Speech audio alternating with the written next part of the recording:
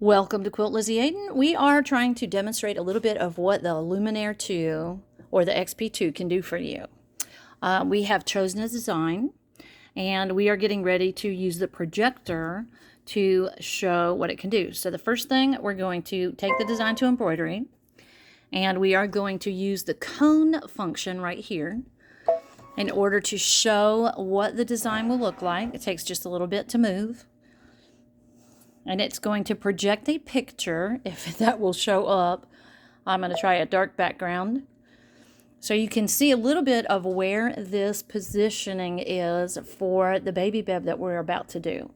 The screen also lets you move it down so that if you are not happy, you can see another part of the projection.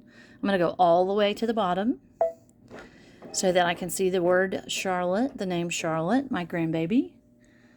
And I'm going to make that into a lighter background so that you can see where Charlotte is. And of course, you're seeing rainbow if it's looking just like it does on my camera.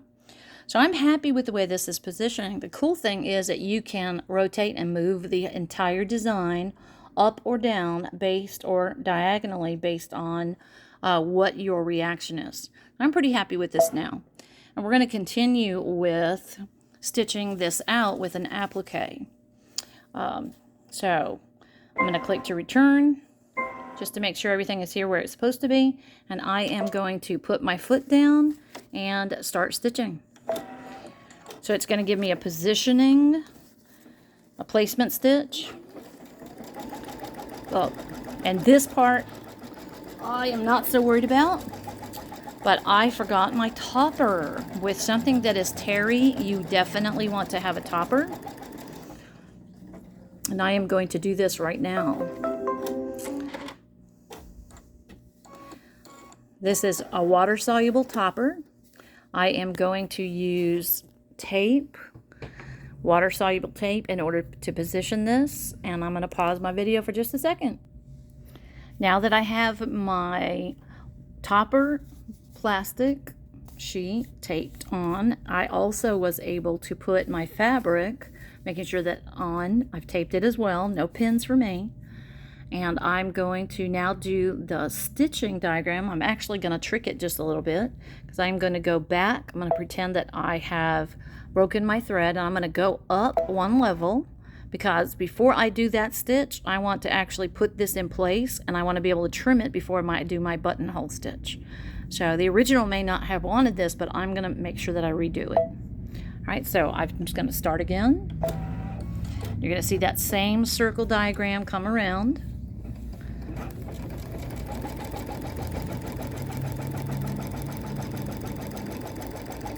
Then I'm going to take this off, and I am going to trim away the extra fabric that I don't need.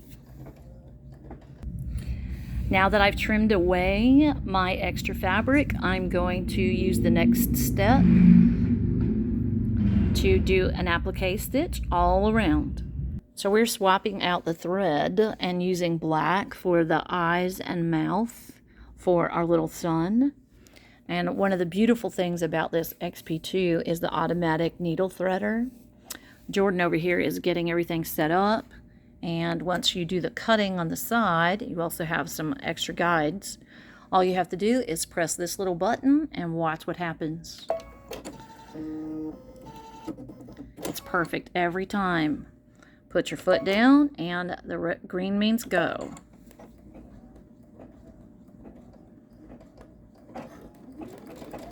Nice and quiet.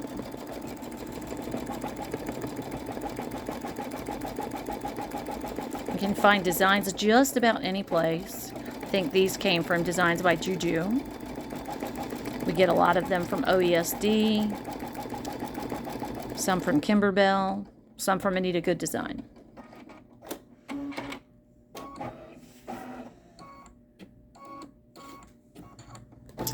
So for any of you who may not have seen an embroidery machine before, every time you switch colors, it tells you what to do next.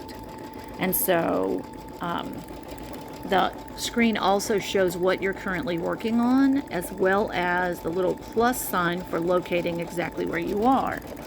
And And so what we wanted to do was to go from yellow to orange to red and have as much pink in here as possible for my new grandbaby, who is teething like mad and goes through bibs very quickly. So just wanted something a little cute for her. We can also trick the machine into creating applique for some of the sunbeams as well, but we thought we would stitch this out the first time just to see what it would do and leave the face as applique the way it was originally planned.